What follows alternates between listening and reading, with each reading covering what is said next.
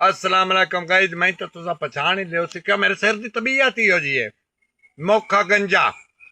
गल बई अज नूर शाह मैं आया इत्थे मैंने छोटा जा काम आ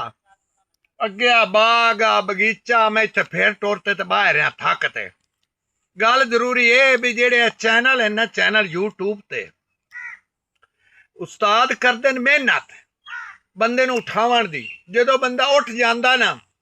ਉਹਦਾ ਨਾਂ बन जाता वह भाई ते चैनल छड़ ते दूए ते वग जाते भाई जिमें रातों रात सानू मिलियन व्यूज आ जाते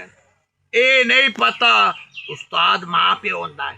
माँ प्यो नूं जेड़ा छड़दा है ना वह बंदा जलील होंदा है ते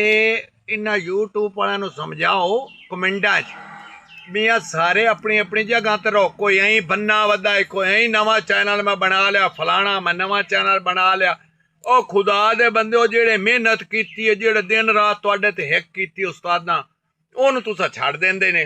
अगर तुहानूं की डॉलर लभदे अगले हत्थों तनख्वाह घट देंदे अगले जनाब तुहानूं बेइज्जत करदे।